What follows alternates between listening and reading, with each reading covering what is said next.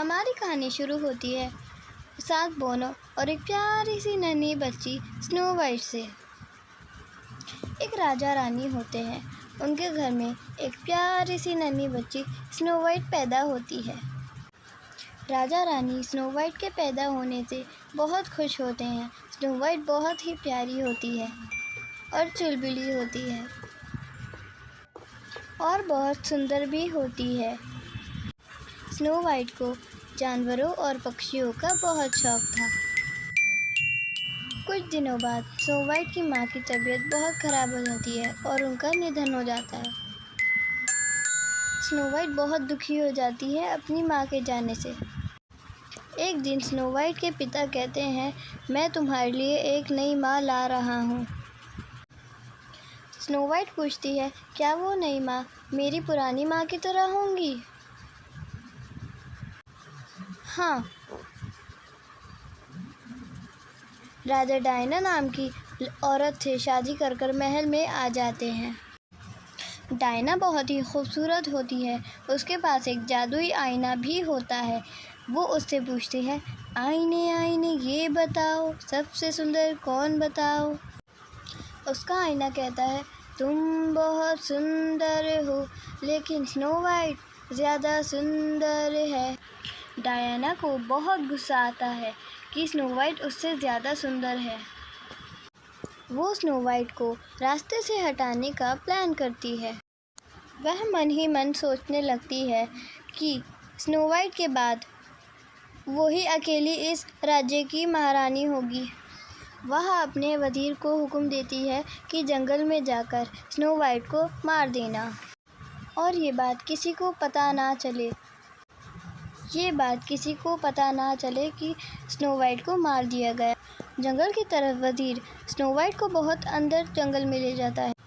Snow white थक के सो जाती है। वज़ीर उसे देखकर वज़ीर का दिल पिघल जाता है। वो देखता है कि स्नो वाइट बहुत ही प्यारी और मासूम लड़की है। वह उसे उसकी सौतेली माँ के बारे में सारी बातें बता देता है और वह बहुत शर्मिंदा होता है और वो उससे कहता है कि तुम यहाँ से कोलियों मील दूर चली जाओ। चलते चलते स्नो वाइट को एक घर दिखाई देता है। वो उस घर के अंदर चली जाती है। उस घर में 7 छोटी छोटी प्लेटें, टेबल, लैंप, हर चीज़ छोटी छोटी होती है। ये घर 7 बोनो का होता है। वे अपने काम से लौटकर वापस आ रहे होते हैं। चलो चलो, बहुत भूख लगी है, घर जाकर खाना खाकर आराम से सो जाती। स्नो वाइट बहुत ही थक जाती है। वह उन 7 बेड को जोड़कर सो जाती है। बोने जब घर लौटकर वापस आते हैं तो देखते हैं बहुत अच्छा खाना बना हुआ होता है। वह अपने रूम में जाकर देखते हैं एक प्यारी सी लड़की उनके कमरे में सो रही होती है। इतने में स्नो वाइट भी जाग जाती है। वह बोनो को अपने बारे में सब बताती है। स्नो वाइट ने बोनो के लिए खाना बनाया होता है और उनके घर भी साफ़ किया होता है। बोने बहुत खुश होते हैं स्नो वाइट से और कहते हैं, तुम जब तक चाहो यहाँ रह सकती हो हमारे साथ। वज़ीर डायना के पास जाकर कहता है कि मैंने आपका काम कर दिया। डायना अपने आईने के पास जाकर कहती है, आईने आईने ये बताओ, सबसे सुंदर कौन बताओ?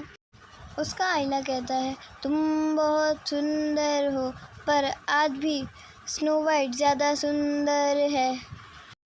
डायना को बहुत गुस्सा आता है। वह अपने आईने से पूछती है, स्नो वाइट अब तक ज़िंदा है? और उसका आईना कहता है, हाँ वो यहाँ है। अब डायना स्नो वाइट को मारने के लिए खुद भेष बदल कर जाती है। वह भेष बदलकर एक बुढ़िया के रूप में एक एप्पल में जहर मिलाकर स्नो वाइट के पास जाने लगती है।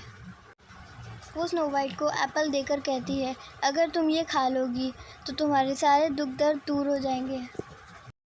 स्नो वाइट वो एप्पल खा लेती है। बोने काम से लौटकर घर वापस आ रहे होते हैं। स्नो वाइट वो एप्पल खा लेती है और बेहोश हो जाती है। बोने वापस आते हैं तो उन्हें कुछ समझ नहीं आता कि स्नो वाइट को हुआ क्या है।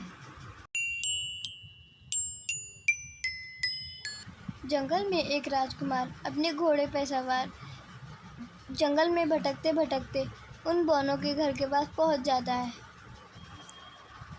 वे नॉक कर कर अंदर जाता है। वह देखता है एक प्यारी सी मासूम लड़की बेहोश पड़ी होती है और उसके पास एक जहरीला सेब पड़ा होता है। मुझे पता है उसे कैसे ठीक किया जाए। वह अपने घोड़े के ऊपर सवार होकर एक नदी के पास जाता है और एक फूल तोड़ लाता है। वह वापस आकर फूल का रस स्नो वाइट के ऊपर डालता है। थोड़ी देर बाद स्नो वाइट जाग जाती है और स्नो वाइट बताती है कि उसे एक बूढ़ी अम्मा ने ये सेब जहरीला सेब खाने के लिए दिया था। और स्नो वाइट कहती है शायद वो मेरी सौतेली माँ थी।